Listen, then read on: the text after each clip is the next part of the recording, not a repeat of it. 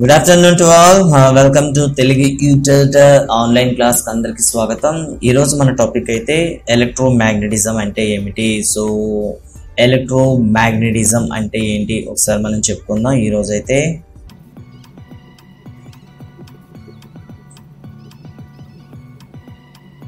Electromagnetism లేదా విద్యుదయస్కాంతం అంటే ఏమిటి, సో వీటికి ఉండేటటువంటి ఇంపార్టెన్స్ ఏమిటి. సో ప్రజెంట్ అయితే మనకి పాలిసెట్ కి చాలా మంది అడుగుతూ ఉన్నారు. అండ్ ద సేమ్ టైం ఈ ఏడాది అయితే IIITకి కూడా ఎంట్రన్స్ పెట్టే ఆలోచనలో ఉన్నట్లు కొన్ని లీక్స్ అయితే మనకి చాలా మంది ఉపాధ్యాయులు చెప్తా ఉన్నారు. సో అలా అనుకుంటే మాత్రం మీరు ఇటు పాలిసెట్కు అటు IIITకు రెండింటికి ఉపయోగపడేలా ప్రిపేర్ అవ్వండి. అండ్ ఇది ఒక మంచి అవకాశం. ఇంతకుముందు అయితే 10కి 10 వచ్చిన వాళ్ళకి అవకాశం ఉండేది, బట్ ఇప్పుడైతే సో జీరో బేసిక్ ఉండే స్టూడెంట్ కూడా ఈజీగా దీన్ని అచీవ్ చేయడానికి మీకైతే మంచి చాయిస్ ఉంది. సో IIIT సీట్ కావాలనుకుంటే మాత్రం కొంచెం హార్డ్గా వర్క్ చేయండి, మీకైతే బెటర్గా రిజల్ట్ వస్తుంది. సో ఇక లెసన్లోకి వెళ్దాం. విద్యుత్ అయస్కాంతం అంటే ఏమిటి? అయస్కాంతత్వం అంటే మనందరికీ తెలుసు. అయస్కాంతం అంటే సహజంగా ఒక అయస్కాంత పదార్థాన్ని ఆకర్షించడం లేదా మరో అయస్కాంతాన్ని వికర్షించడం.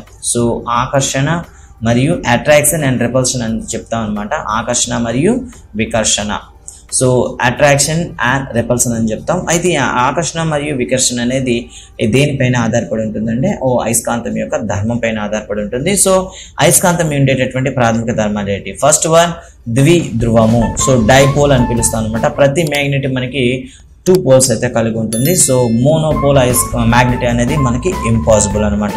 ఇక రెండవ లక్షణం ఏంటంటే సో అయస్కాంత బలరేఖలు. నెక్స్ట్ వన్ అయస్కాంత బలరేఖలు. సో అయస్కాంత బలరేఖలు అంటే ఏంటో ముందు మనకి తెలిసి ఉండాలి. సో అయస్కాంత బలరేఖలు అంటే ఏంటి? ఏదైనా ఒక బార్ మ్యాగ్నెట్, ఒక దండాయస్కాంతం కానీ మనం తీసుకున్నట్లయితే ఈ దండాయస్కాంతాన్ని ఏదైనా ఒక మనం తలంలో కానీ ప్లేస్ చేస్తాం అనుకోండి, ఏమవుతుంది చెప్పండి? దాని యొక్క బలాన్ని తన స్థలంలో చుట్టూ కూడా ఏం చేస్తుందంటే కొంతవరకు ప్రదర్శింపజేస్తుంది అనమాట. ఈ ప్రదర్శించే బలాన్ని మనం కొన్ని ఊహాత్మక రేఖలతో మనం సూచిస్తాము. అయితే ఈ ఊహాత్మక రేఖలు అనేవి దేన్ని సూచిస్తున్నాయి? బలాన్ని. కాబట్టి అందుకే వీటిని ఏమని పిలుస్తాము? బలరేఖలు అని పిలుస్తాం అనమాట. అయస్కాంత బలరేఖలు అని పిలుస్తాం. దీన్ని లైన్స్ ఆఫ్ ఫోర్స్ అని పిలుస్తాం అనమాట. లైన్స్ ఆఫ్ ఫోర్స్ అని పిలుస్తాం. అయితే చిన్న డౌట్, లైన్స్ ఆఫ్ ఫోర్స్ అనేవి ఏ పోల్ నుండి ఏ పోల్కి ఎప్పుడు ఉంటాయి? గుర్తుంచుకోండి, is always travels from north to south అనమాట. అంటే ఉత్తర నుండి దక్షిణ దిశ వైపు ఇవి బలరేఖలు అనేవి పనిచేస్తుంటాయి అనమాట. సో దీన్ని మనం ఏమంటాం? అయస్కాంత బలరేఖలు అని పిలుస్తాం. సో ఈ అయస్కాంత బలరేఖలు, ఈ లైన్స్ ఆఫ్ ఫోర్స్ ఎంతవరకైతే ఇవి విస్తరించి ఉంటాయో ఆ విస్తరించినటువంటి తలం వరకు దీని యొక్క ఫోర్స్ అనేది అప్లికేబుల్ అవుతుంది అనమాట. అందుకే ఈ లైన్స్ ఏవైతే ఉన్నాయో, లైన్స్ ఆఫ్ ఫోర్స్ ఎంతవరకు అయితే విస్తరించి ఉన్నాయో ఈ ఏరియా ఏదైతే ఉందో ఈ ఏరియానే మనం ఏమని పిలుస్తామంటే మ్యాగ్నెటిక్ ఫీల్డ్ అని పిలుస్తాం అనమాట. Magnetic field. సో ఈ మ్యాగ్నెటిక్ ఫీల్డ్ లో ఉన్నంత వరకు ఆబ్జెక్ట్ అది ఏం చేయగలుగుతుంది? ఈజీగా రిసీవ్ చేసుకోగలదు అండ్ సో రిపల్సన్ కూడా చేయగలదు. అంటే ఆకర్షించడమో లేదా వికర్షించడం అనేది ఈ తలంలోనే మాత్రమే జరుగుతుంది అనమాట. ఇక తర్వాత లక్షణకు వెళ్దాం. అయస్కాంత బలరేఖల తర్వాత ఇప్పుడే మనం చెప్పుకున్నాం అయస్కాంత క్షేత్రము. అయస్కాంత క్షేత్రం అంటే ఇప్పుడే చెప్పాం మ్యాగ్నెటిక్ ఫీల్డ్ అనమాట. అయస్కాంత క్షేత్రం అంటే ఏంటి? అయస్కాంతం యొక్క బలరేఖల యొక్క ప్రభావం ఎంత వరకు అయితే ఉంటుందో ఆ మొత్తం ప్రదేశాన్ని మనం ఏమంటాం? మ్యాగ్నెటిక్ ఫీల్డ్ అంటాం.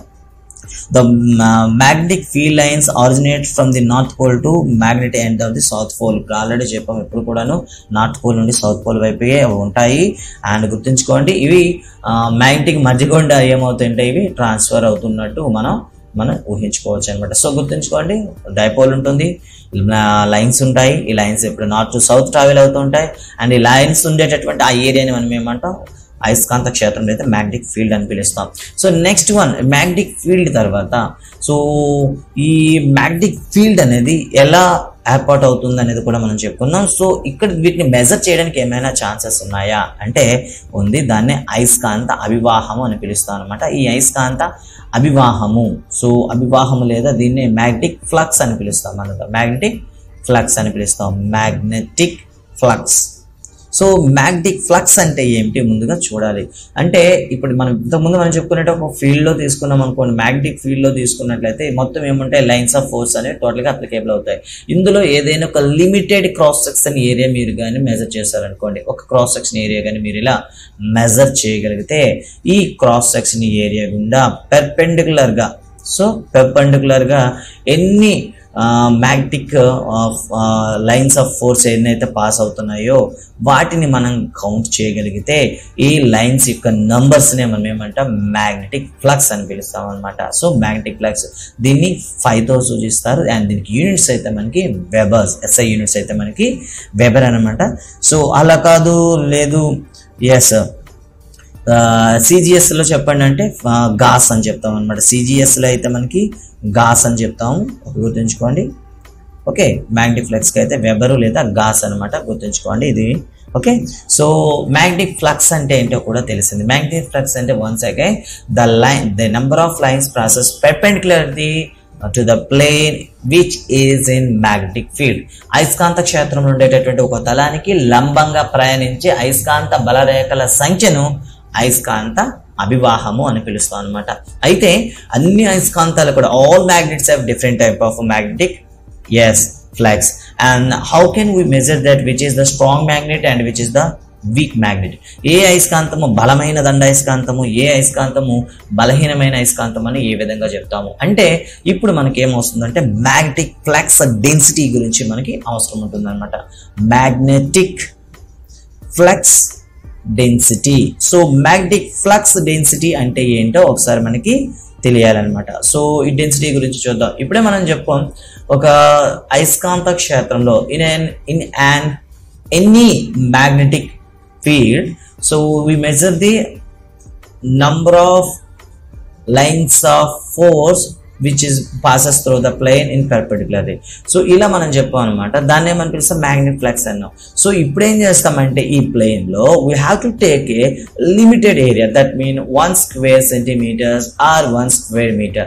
ఇలా ఒక స్పెసిఫిక్ ఏరియాలో కానీ మనం మెజర్ చేయగలిగితే ఈ స్పెసిఫిక్ ఏరియాలో పాస్ అయ్యేటటువంటి మ్యాగ్నెటిక్ లైన్స్ నే మనం ఏమని పిలుస్తామంటే మ్యాగ్నెటిక్ ఫ్లక్స్ డెన్సిటీ అని పిలుస్తామంట. అయస్కాంత అభివాహ సాంద్రత అని పిలుస్తాం అనమాట. ఓకే, ఈ అయస్కాంత అభివాహ సాంద్రతని మనం ఏ విధంగా రాస్తామంటే, సో చూడండి, దీన్ని సాధారణంగా అయితే మనం B అనే క్యాపిటల్ లెటర్స్తో రాస్తాం అనమాట. అలా అనుకుంటే సో ఇప్పుడు ఏమవుతుంది చెప్పండి, మ్యాగ్నెటిక్ ఫ్లక్స్ డెన్సిటీ B రావాలంటే ఏం చేస్తాం, సో అభివాహాన్ని మనం తీసుకోవాలి, దట్ మీన్స్ 5 by ఏరియా అంటే వైశాల్యం మనం ఫైండ్ అవుట్ చేయాలి, that means A. That means B is equal to మనకి ఏమొస్తుంది, 5/A వస్తుంది అన్నమాట. That means magnetic flux density is equal to SI పద్ధతిలో ముందు చెప్దాం. SIలో చెప్పుకుంటే మనకి ఏమవుతుంది చెప్పండి, సో వెబర్ అని చెప్పుకున్నాం కదా, మ్యాగ్నెటిక్ ఫ్లక్స్కి అయితే యూనిట్స్ వెబర్ అని చెప్పుకున్నాం కదా, weber by cross section area అంటే ఏరియా మనం ఏం తీసుకోవాలి, meter square. That means weber by meter square అని చెప్తాం అనమాట. అదే CGS పద్ధతిలో తీసుకున్నట్టయితే గాస్ అని చెప్పుకున్నాం, గాస్ బై సెంటీమీటర్ స్క్వేర్ అనమాట. ఓకే, ఈ విధంగా మనం ఏం చెప్తామంటే మ్యాగ్నెటిక్ ఫ్లక్స్ డెన్సిటీని మనం మెజర్ చేస్తాం అనమాట. చూసారు కదా, మ్యాగ్నెట్ అంటే ఏమిటి, లైన్స్ ఆఫ్ ఫోర్స్ అంటే ఏమిటి, నెంబర్ ఆఫ్ లైన్స్ ఆఫ్ ఫోర్స్ని మనం ఏమంటే మ్యాగ్నెటిక్ ఫ్లక్స్ అంటాము. ఆ లైన్స్ ఎంతవరకు అయితే ఉంటాయో వాటిని మనం ఏమని పిలుస్తాం, ఫీల్డ్ అని పిలుస్తాము. ఆ లైన్స్ని కానీ ఒక స్పెసిఫిక్ ఏరియా తీసుకుంటే దాన్నే మ్యాగ్నెటిక్ ఫ్లక్స్ డెన్సిటీ అని పిలుస్తాము. అయితే ఇక్కడ ప్రతిసారి కూడా మీకు ఏం చెప్పారు, పెర్పెండిక్యులర్గా చెప్పారు. సో కొన్ని సందర్భాల్లో పెర్పెండిక్యులర్గా లేవనుకోండి, అప్పుడు ఏమవుతాయి చెప్పండి ఒకసారి. ఒకవేళ కానీ పెర్పెండిక్యులర్గా మనం తీసుకోకపోతే అప్పుడు ఏమవుతుంది చెప్పండి, దాని ప్రభావం అనేది మనకి తగ్గిపోతుందండి. ఇప్పుడు ఫర్ ఎగ్జాంపుల్ ఇక్కడ మ్యాగ్నెటిక్ ఫ్లక్స్ డెన్సిటీని ఏ విధంగా మెజర్ చేయాలనేది ఒకసారి మీకు చూపిస్తాను. సో మ్యాగ్నెటిక్ ఫ్లక్స్ డెన్సిటీని మెజర్ చేసేటప్పుడు కొన్నిసార్లు అయితే యాంగిల్ కూడా మనకి అవసరం అనమాట. ఫర్ ఎగ్జాంపుల్ సో ఒక బార్ మ్యాగ్నెట్ తీసుకున్నాను. ఓకే, బార్ మ్యాగ్నెట్ తీసుకున్నాము. సో బార్ మ్యాగ్నెట్ యొక్క లైన్స్ని ఇలా మనం తీసుకున్నాం అనమాట. ఓకే, ఇలా మనకి సో బార్ మ్యాగ్నెట్ వచ్చేటటువంటి లైన్స్ ఆఫ్ ఫోర్స్ని మీరు ఈ విధంగా నేను మెజర్ చేశాను అనమాట. సో ఇప్పుడు మనకి డెన్సిటీ మనకి మ్యాక్సిమం ఉండాలన్నమాట. సో మ్యాక్సిమం ఉండాలంటే అర్థం ఏమిటంటో చెప్పండి, యాంగిల్ అనేది 0 ఉండేటట్లు చూసుకోవాలి. సో ఇక్కడ ఒక బార్ మ్యాగ్నెట్ మనం అయితే తీసుకున్నాము. సో ఈ బార్ మ్యాగ్నెట్ నుండి వచ్చేటటువంటి లైన్స్ అయితే మనకి ఇక్కడ గుర్తించాలన్నమాట. ఫర్ ఎగ్జాంపుల్ ఇది సౌత్ పోల్ అనుకుందాం. సౌత్ పోల్ ఉంది. సౌత్ పోల్ నుండి వచ్చేటటువంటి మ్యాగ్నెటిక్ ఫ్లెక్స్ ఏదైతే ఉందో, ఏదైతే మనం లైన్స్ ఆఫ్ ఫోర్స్ అయితే అనుకున్నామో తీసుకున్నాం అనమాట. ఇప్పుడు ఈ సర్ఫేస్ తో మనకి ఎంత యాంగిల్ చేసేటట్లు పెట్టాలి. ఫర్ ఎగ్జాంపుల్ ఈ సర్ఫేస్ ఏదైతే మనం తీసుకున్న ఎండింగ్ సర్ఫేస్ తో మనం ఏం చేయాలి చూడండి, ప్యారలల్ గా పెట్టాలి. ఇలా ప్యారలల్ గా పెడితే ఏమవుతుందో చెప్పండి, మాక్సిమం లైన్స్ అనేవి పెర్పెండిక్యులర్ గా పాస్ అవుతాయి అనమాట. అంటే చూడండి ఒకసారి ప్యారలల్ గా అంటే అర్థం ఏంటి, ఈ రెండింటి మధ్యలో రిలేషన్ ఏం చెప్పండి, ప్యారలల్ గా ఉన్నాయంటే తీటా ఈజ్ ఈక్వల్ టు ఏమవుతుంది 0. So theta is equal to 0 ఉండేటప్పుడు మాక్సిమం వాల్యూ ఉండేటటువంటి ట్రిగ్నోమెట్రీ రేషియో అయితే మనం తీసుకోవాలి. సో అలా అనుకుంటే ఏం తీసుకోవచ్చు చెప్పండి, కాస్ తీటా తీసుకోవచ్చు. కాస్ 0 ఈజ్ ఈక్వల్ టు 1 కాబట్టి మనం ఏం చెప్పట్టు కాస్ అయితే అప్లై చేయొచ్చు. సో ఈ విధంగా మనకి ఈ మ్యాగ్నెటిక్ ఫ్లక్స్ డెన్సిటీని మనం క్యాలిక్యులేట్ చేసేటప్పుడు ఏం చేస్తామంటే, so magnetic flux is equal to ఇప్పుడే మనం చెప్పుకున్నాం flux density B is equal to formula ఏంటి, A అని చెప్పుకున్నాం కదా. సో దీన్ని క్రాస్ మల్టిప్లై చేద్దాం. క్రాస్ మల్టిప్లై చేసినట్లయితే phi is equal to B into A అవుతుంది. B means year magnetic flux density and A means year area. Okay, so ఇప్పుడు theta అనేది కూడా ప్రభావితం చేస్తుంది కాబట్టి దాని phi ఈజ్ ఈక్వల్ టు మనకి BA కాస్ తీటా అని రాస్తాం అనమాట. వేరే తీటా ఈజ్ ఈక్వల్ టు 0 అయిందనుకోండి, phi వాల్యూ అనేది మనకి మాక్సిమం అవుతుంది.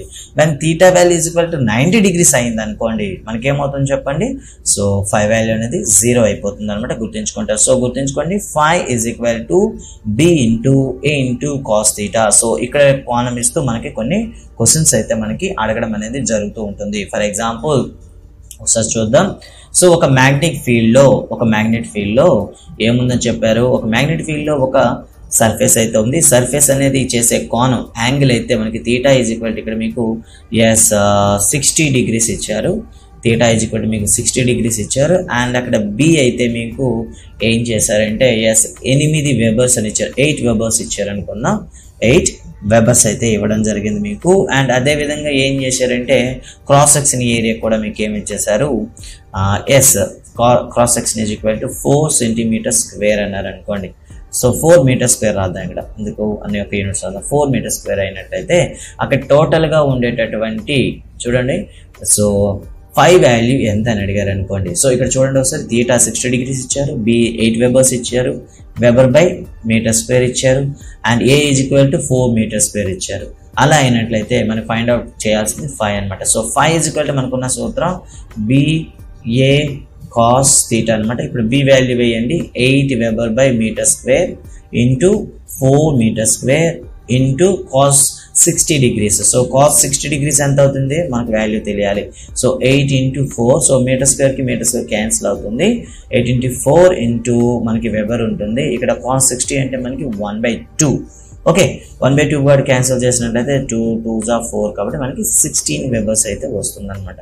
ఇలా మనకి తీటా ఇచ్చేటప్పుడు మీరు ఫైండ్ అవుట్ చేస్తారు. తీటా అంటే ఎందుకు చేసామంటే అక్కడ ఉండేటటువంటి బార్ మ్యాగ్నెట్ యొక్క లొకేషన్ తో మనకి ప్యారలల్ గా ఉండేటట్టు చూడాలి సర్ఫేస్ తో. ఈ విధంగా మనం ఏం చేస్తామంటే ఒక ప్రాబ్లం ఇచ్చినట్లయితే మనకి చేస్తామంటే ఇది మ్యాగ్నెటిక్ ఫ్లక్స్ డెన్సిటీ అని చెప్తాం అనమాట. సో ఇది మనకి primary data. So magnetic flux అంటే ఏంటి, మ్యాగ్నెటిక్ ఫ్లక్స్ డెన్సిటీ అంటే ఏంటి, సో మ్యాగ్నెట్ ని ఏ విధంగా మనం మెజర్ చేస్తామని. సో ఇప్పుడు ఎలక్ట్రోమాగ్నెటిజం అంటే ఏంటి, సో ఎలక్ట్రోమాగ్నెటిజం గురించి ఇంట్రడక్షన్ చేసింది ఎవరు అంటే ద గ్రేట్ ఐరస్టెడ్ అని చెప్తాం అనమాట. ఐరస్టెడ్ తన ఒక అమూల్యమైన ప్రసంగం అనేది ఇవ్వడం జరిగింది. ఐరస్టెడ్ ఈయన మనకి 18th 20 ఏప్రిల్లో ఒక ఇంటర్నేషనల్లో ఉండేటటువంటి ఒక ఫిజిక్స్ సంబంధించి కాన్ఫరెన్స్, సైంటిస్ట్ కాన్ఫరెన్స్ లో తన యొక్క ఒపీనియన్ ని, తను చేసిన ఎక్స్పెరిమెంట్ ని ఎక్స్ప్లెయిన్ చేశాడు అనమాట. ఈ ఇచ్చినటువంటి ఈ చిన్న మెసేజ్ అనేది తర్వాత చాలా మంది సైంటిస్ట్లకి ఏం చేసింది, మోటివేట్ చేసింది అండ్ రీసెర్చ్ చేయడానికి అయితే కొంత వాళ్ళకి ఎంకరేజ్ చేయడం అనేది జరిగిందనమాట. సో ఈయన ఏం చేశాడు, ఈయన ఎక్స్పెరిమెంట్ ఏంటి అనే గురించి చూద్దాం ఒకసారి. ఈయన గౌరవార్థం ఏం చేశారంటే అయస్కాంత క్షేత్ర బలానికి ఏదైతే ఉందో మ్యాగ్నెటిక్ ఫీల్డ్ ఫోర్స్ అని పిలుస్తాం కదా, మ్యాగ్నెటిక్ ఫీల్డ్ ఫోర్స్ ఏదైతే ఉందో దానికి యూనిట్స్ గా ఐరిస్టెడ్ లే ఉపయోగించడం అనేది జరిగింది అనమాట. ఐరిస్టెడ్ ఈయన గౌరవార్థం. సో మరి ఈయన చేసిన ఎక్స్పెరిమెంట్ ఏంటి, అలాగే ఈయనకి so royal Swedish academy of sciences వాళ్ళు ఏం చేశారంటే ఈయన గౌరవార్థం ఈయనకి విదేశీ సభ్యత్వం కూడా ఇవ్వడం జరిగింది. ఇది ఈయనకు ఉండేటటువంటి గొప్పతనం. మరి ఈయన చేసిన ఎక్స్పెరిమెంట్ ఒకసారి చూద్దాం. ఈయన చేసింది ఏంటంటే ఒక విద్యుత్ తీగని తీసుకొని ఆ విద్యుత్ తీగ అంటే విద్యుత్ వాహకాన్ని తీసుకొని దాంట్లో కానీ మనం ఒక ఘటాలు దట్ మీన్ బ్యాటరీ సెల్స్ని కానీ మనం యాడ్ చేస్తూ ఒక టాప్ కీని ఏర్పాటు చేయడం జరిగింది. అండ్ ఈ తీగలో మనకి వలయం ఎప్పుడైతే మనకి టాప్ కీ అనేది క్లోజ్ చేస్తామో సర్క్యూట్ పూర్తయిన తర్వాత వలయం పూర్తయిన తర్వాత ఈ విద్యుత్ వాహకం గుండా ఏదో ఒక అయస్కాంతత్వం తయారయ్యేలా మనకేమవుతుందంటే ఇక్కడ ఈ ఉండేటటువంటి కాంపస్ ఏదైతే ఉందో కాంపస్ అనేది కాస్త కదలడం అనేది జరుగుతుంది ఒక డైరెక్షన్లో. ఎప్పుడైతే మళ్ళీ బ్యాటరీని కానీ మీరు రివర్స్లో పెట్టారనుకోండి మొదట కదిలినటువంటి దిశకు వ్యతిరేక దిశలో అపవర్తనం చెందుతుంది అనమాట వస్తుంది. దాంట్లో అయితే మీకు కంప్లీట్గా ఎలక్ట్రోమాగ్నెటిజం గురించి ప్రాబ్లమ్స్ అయితే ఎక్స్ప్లెయిన్ చేస్తాను. సో మీరు ఎవరైనా ఫస్ట్ టైం చూస్తున్నట్లయితే ప్లీజ్ సబ్స్క్రైబ్ చేసుకోండి, అదేవిధంగా బెల్ ఐకాన్ అయితే క్లిక్ చేయండి. Thank you guys, thank you very much.